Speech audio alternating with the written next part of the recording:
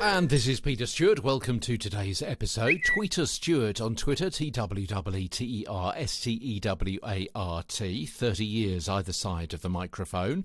So therefore, I've got a few ideas, which I'm loving bringing you on Get a Better Broadcast Podcast and Voice Over Voice. Today, keeping in character.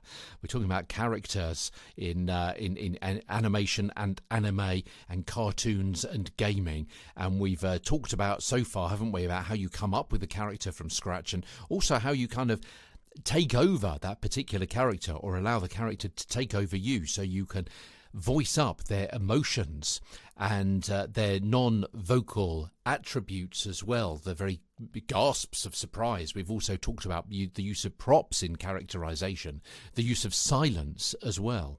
And when you've developed a voice from scratch and you're comfortable with it and you do it well, as we said 10 days ago or so, you need to add it to your cast of characters and then build another character that builds from that one. Yeah, so you've now got 4 or 5 different characters, perhaps, that you can use, that you can draw on. But then you've got the attributes of each of those that you can mesh and you can merge and you can mix up to come up with a 6th, a 7th, or an 8th if necessary, which are completely different. So you can merge the character or the sound that you come up with for the evil witch with the sound of the young woman, say, to have another voice. Aim for quality, not quantity, of these voices. And as I said before, write a few notes describing their voice, their personality, how they hold themselves, because as we know, the voice changes depending on the shape of the body it comes from.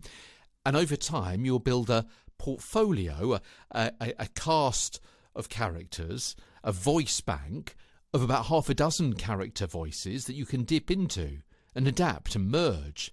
And keep recordings of them as well, together with notes of how you felt as you recreate them, who you model the character on, and think of a key catchphrase that sums up your character and their voice, their attitude, and so on. So in the future, you can use these notes as a reference to find them again, to inhabit them again, to summon them up, to spirit them up out of the ether, so they come into your body and their voice comes out of your mouth.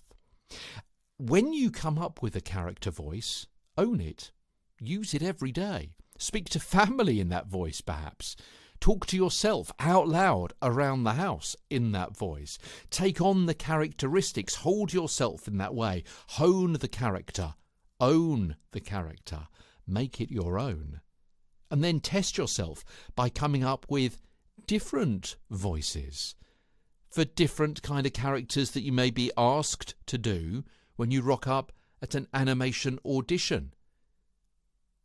Can you do a monster, a dragon, a witch, a cartoon pig, a villain, a surfer, a surfing pig, a villainous dragon, a surfing valley girl, a chicken, a robot, a villainous chicken, a surfing robot? From London, I'm Peter Stewart.